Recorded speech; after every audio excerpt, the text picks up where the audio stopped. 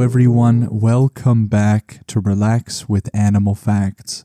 I am Stef Wolfe, and today I am going to be learning with you about our furry, scaly, or possibly even slimy friends. And in today's case, it is definitely going to be a furry friend of ours, because we are covering the oh-so-wonderful eye. This is a very special listener episode dedicated to Lee, Jillian, and Jillian's team, as well as Dee. Thank you for suggesting such a great creature, and I hope you enjoy your very own episode. For the resources used in this episode, along with how to request your very own animal and episode, it will be covered at the end and also is available in the description or show notes down below. If you love Relax with Animal Facts and would like more of it, including exclusive episodes about extinct, mythological, and other creatures, all of that information is in the description as well. Now, as we are beginning to gear down a little bit, there are two things that I ask of you. As always, I want to make sure that your shoelaces are double knotted, especially for where we are going today. And the second thing is to do your best impression of Jell-O. We carry a lot of tension day to day. For some, it will be in the head, for others, in the shoulders. Regardless of where that is, we really don't need any of it where we are going. And so do your best Jell-O impression and allow your mind to wander and journey with me into the tropical forests where the eye resides.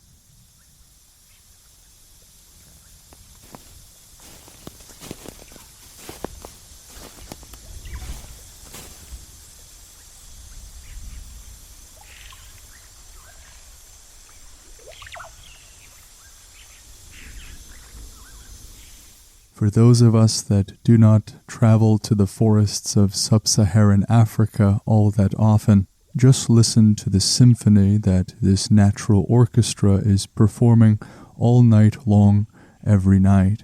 It is in these same forests with this lovely accompaniment that we will find the eye. The eye is a rare lemur that is native to Madagascar. They bear a scientific name that might take two breaths to say, Daubentonia madagascariensis. This rare lemur is the world's largest nocturnal primate. Now, many of us may be able to give a list of primates, but it is important for us to dive into exactly what gives a creature that distinction of primate. There are a few characteristics that describe nearly all primates. One is a large brain when compared with their body size. Another is vision being more immediately used or important than their sense of smell. Opposable thumbs that allow hands to grasp very easily. Generally fewer offspring and often only one at a time. We have learned about other creatures that are not primates that can sometimes have hundreds or thousands of offspring at one time. They will often have longer lifespans when compared to many other creatures and complex social groups. So creatures like lemurs, lorises, tarsiers, monkeys, apes, and humans are considered to be primates. So it is a very diverse order of mammals that have certain subdivisions, but those are some of the main ones. And we heard earlier that they are nocturnal. Well, that is exactly why we are walking around here at night.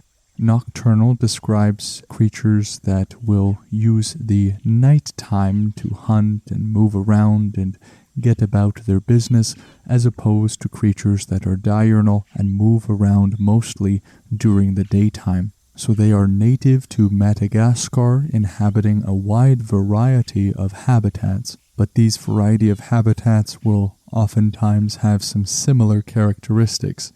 One important bit is that there will always be an abundance of trees. So they will inhabit deciduous forests or primary and secondary rainforests, sometimes mangrove forests.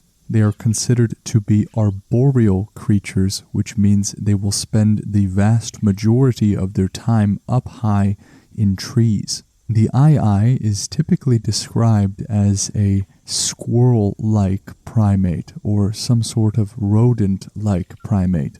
This has little to do with the fact that they are nocturnal and mostly solitary, but it is because of their physical appearance that is not all that common. Some articles describe their appearance as bizarre or odd, and with many of the creatures that we have seen so far, this description is not necessarily unfair. They do look very unique. They have rodent-like teeth that will grow throughout their life, these very long, bony fingers that look more skeletal rather than muscular in appearance. But all of these characteristics are going to play some sort of an important role in their life in Madagascar. One of the distinguishing characteristics of the ii, besides its bizarre outward appearance, is that interesting hand structure, or rather unique structure. It has an unusually long third digit. It may be a helpful note that when I use the word digit, I mean finger. Anatomists, biologists, and other sorts of ists in the realm of science will prefer to use the term digits to describe fingers. So when I say first digit, I mean the thumb, the second digit is the index finger, and the third is the middle, and so on. As to how they will use this unusually large third digit, we will find out in just a moment. They are about 40 centimeters or 16 inches long. This will exclude their very bushy tail that is about 55 to 60 centimeters or 21.6 to 23.6 inches. So their tail is longer than their actual body, and they will be covered in a very coarse, long, black or dark brown fur. It has those very large eyes, those rodent teeth, and a short face. All of their fingers have small pointed claws, which will of course play a vital role in how they maneuver in their arboreal setting. Arboreal, as we learned, describes creatures that spend the majority of their time in trees, comes from the Latin word for tree, which is arbor. Their fingers will have these claws as well as their toes, except for the large, opposable, flat-nailed great toes. Having any sort of opposable limb here in the digits means that they have a significantly better grip than creatures without them. Having opposable thumbs gives something the ability to create opposition as a muscular movement. You can create opposition because most of you here, I assume, have opposable thumbs. If you take that opposable thumb of yours and push it towards your pinky, that is the muscular movement of opposition. Our having this ability makes drinking a piping hot cup of hot chocolate a lot more enjoyable and less stressful. We can focus on the chocolatey notes of what we are drinking and not on the smell of our legs being seared to medium rare. So the ii having this biological advantage is going to be very significant, especially as a creature that prefers to maneuver around trees that require plenty of gripping and movement. They're going to weigh about 4 pounds, which is about as much as you would expect them to weigh. And there is a lot going on behind the scenes with the ii. Let's go straight to their hunting. The ii is one of 2 animal species that hunts for food using what is known as percussive foraging. This is a method of hunting in which the animal will tap and make a hole in a tree to find prey. So if the ii was to play an instrument, it would probably choose the drums. One only wonders whether the ii would be tapping on beat or off beat, or maybe even tapping with some kind of a jazz swing. But regardless, they will tap on trees up to 8 times in 1 second. They will spend between 5 and 40% of their foraging time just tapping and gnawing on wood to make those holes necessary to catch their prey. Now, how they tap is very relevant. We learned earlier that they have this very long third digit on their hands or their limbs, and this very long third digit is specialized for this very function. And the eye seems to have no qualms in participating in this form of musical hunting. This percussive foraging leads some to conclude that this is actually a form of echolocation. We have learned about echolocation in other creatures such as bats, and as the name suggests, it is broadly defined as a mechanism by which some animals will use sound to locate things in their environment. So when the eye is tapping trees and trying to find cavities and detecting the vibrations and movements of insect larvae inside those cavities, they are using the ridges that are on the insides of their ears to act like some sort of audible lens, and allows them to gather a lot of information from sound and locating, of course, their prey. So I have no scruple about saying the eye uses echolocation as a mechanism, but the fact that the eye is so unique with its physical characteristics, its behaviors of percussive foraging being one of two species that engages in such foraging, they have eluded a proper classification since they were first discovered. Adding to all of the unique characteristics that we have learned about, the eye has a head shape, eyes, ears, and nostrils that resemble those of feline species. So is it a rodent? Is it a feline? Is it a primate? But we, of course, have arrived at the distinction of primate as being the one relevant distinction.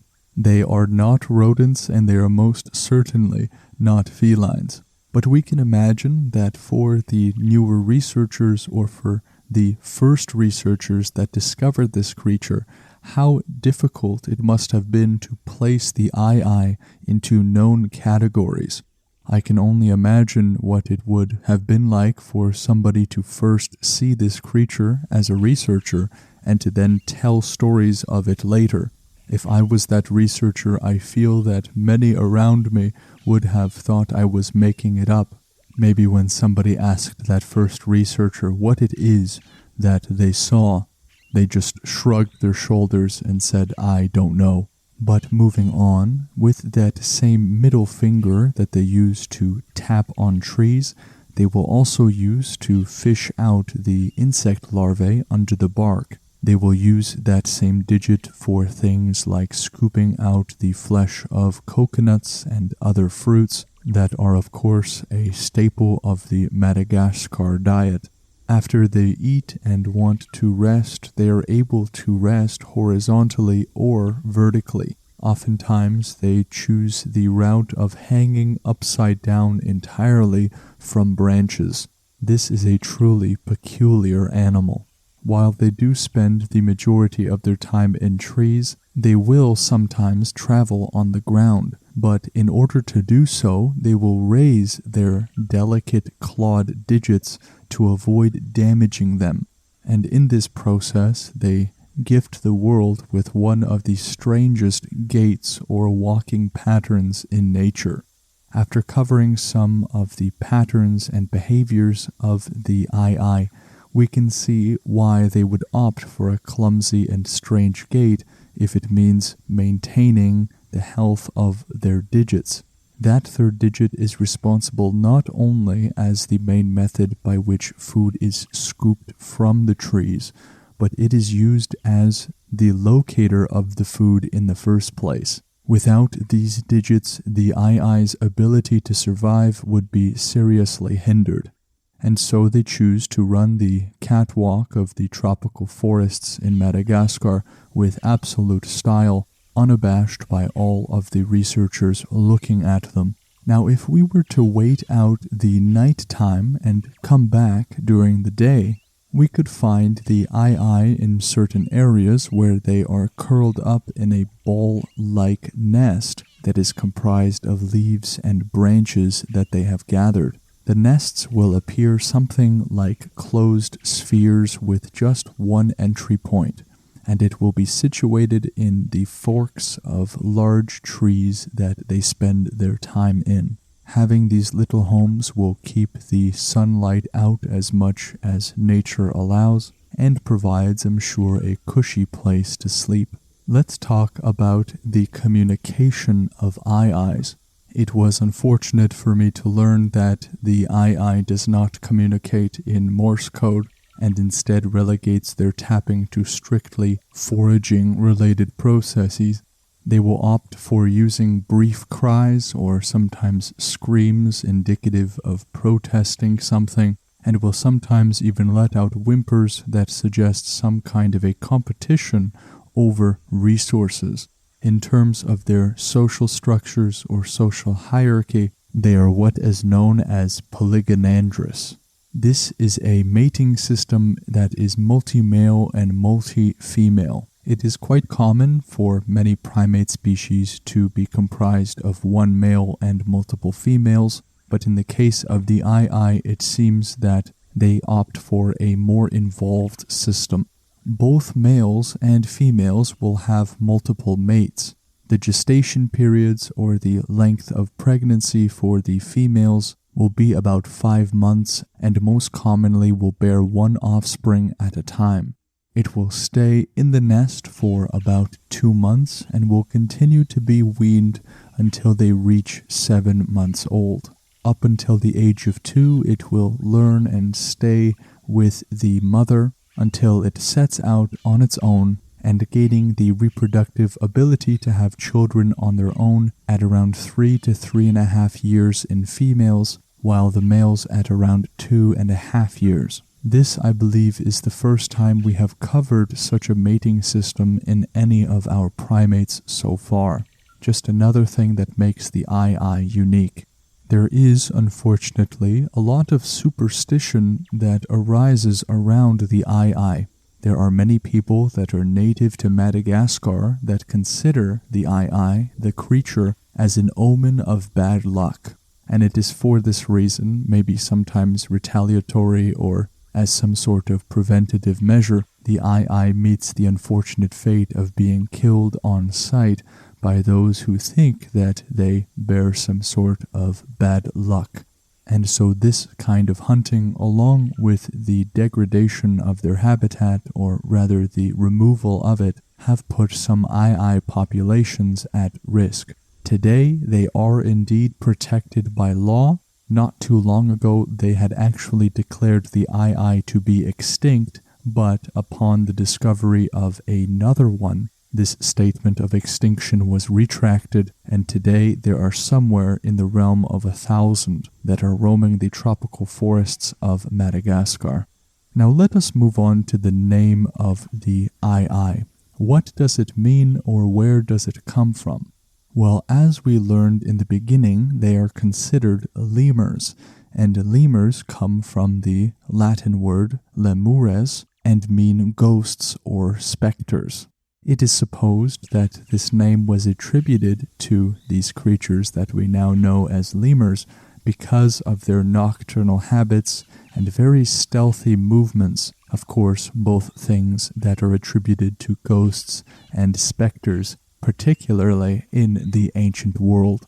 The word aye-aye seems to come from a Malagasy name, alai. There are several proposed origins for the name. One states that the Malagasy people cried out Ali, Ali in fright when they were shown the animal. There is one very early report that suggests it had something to do with the cry of the animal itself. But of course, with the modern research done now, the aye-aye never makes any sort of sound that resembles their name. And then there is the third proposed origin, which seems to be the most widely accepted or popular, and that is that the name aye-aye is a derivation of a Malagasy word that means I don't know. Some people suggest that these people either did not have a name for the animal or did not wish to even speak their name because of some sort of taboo that surrounded their luck and other superstitions. So while there is some contention on this topic as to the specific derivation of their name, I also would say that the third seems to be the most likely derivation option. And now let us move on to the review portion of the show. This review comes all the way from Great Britain, and I did not even have to look at where this user was writing from. The moment I read that this listener had their username as LG Yorkshire, I was already in tune. And Yorkshire writes, "This podcast really helps my 7-year-old drift off to sleep. Highly recommend it." Thank you, Yorkshire, for taking the time to leave that review. I am so happy that the show can be of help to your 7-year-old and maybe even to you too. I suppose that anything that helps your child is something that will help you. I have gotten emails from other parents who have said that the show helps them sleep, but that is because their child can actually get to sleep on time with the podcast. And so thank you again, Yorkshire. I'm very glad that you and your 7-year-old are a very special part of the podcast. If you like the show or if you dislike the show and want to tell me why, leaving a review is one of the best ways that you can both help the show grow and help it get better. I cannot think of how many positive changes I have made to this show because of really good or really critical feedback. The resources that were used in this episode came from nationalgeographic.com, britannica.com, animalia.bio, factanimal.com, and ielc.libguides.com. All of these resources are in the description and the show notes. If you would like to request your very own animal and get your very own episode, you can do so in 3 ways. You can send a message to Relax with Animal Facts on Instagram. You can go to relaxwithanimalfacts.com and click on the Animal Request tab. And lastly, you can send an email to relaxwithanimalfacts@gmail.com. If you would like more of the podcast and want full access to plenty of exclusive episodes with new ones coming out, you can visit patreon.com/relaxwithanimalfacts or just go to the description where there is a Patreon link. What an amazing creature we learned about today. With a name like I, we have to assume that there is a lot under the surface for us to explore, and so there was. This is truly one of the more peculiar creatures we have covered on the show, and I am so glad that we got the chance to cover it today. I hope you will all join me on the next podcast episode with the next animal. Take care.